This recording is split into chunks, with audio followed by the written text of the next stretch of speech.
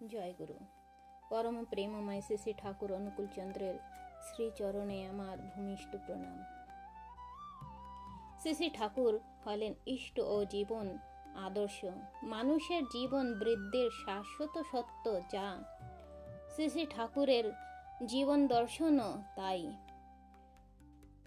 এই আদর্শ মানুষের জীবনে চরিত্রগত হলে মানুষ সুনিয়ন্ত্রিত ও বিনয়িত হয় এবং শ্রদ্ধা, ভক্তি, ভালোবাসা, অনুরাগ, সেবা, নিষ্ঠা ইত্যাদি সদ্গুণগুলিকে আশ্রয় করে মানুষ সুন্দরভাবে জীবনে চালনা করতে পারে।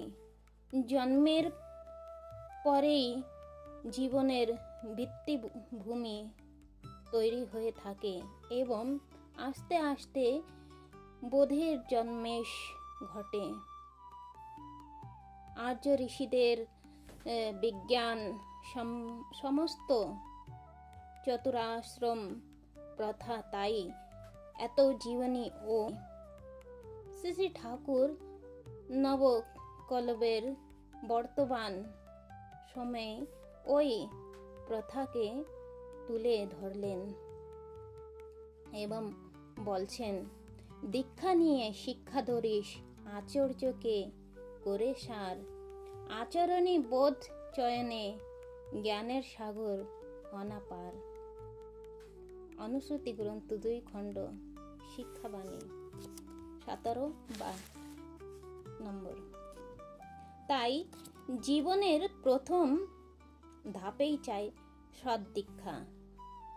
দীক্ষার বিধান নিয়ত অনুশীলনের মধ্যে দিয়ে মানুষের বৈশিষ্ট্য মাফিক ভাবে দক্ষতা অর্জন করে এবং জীবন্ত আদর্শের প্রতি কেন্দ্রিক আকর্ষণ বোধ করে।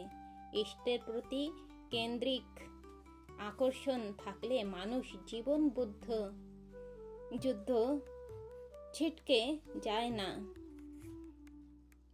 ওই আকর্ষণ সৃষ্টির অনুশীলনে জন্য চাই দীক্ষা।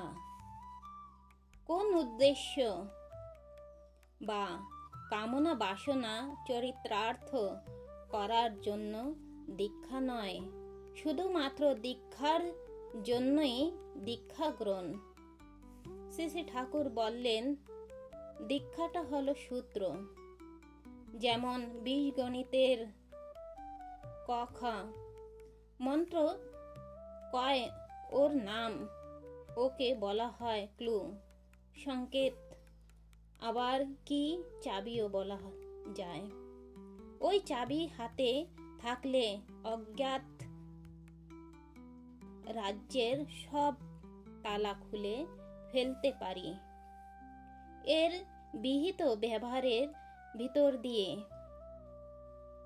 তবে ইষ্টের প্রতি অনুরাগ চাই, তা না হলে চরিত্র ভগবত ভাবে রূপান্তরিত হয় না।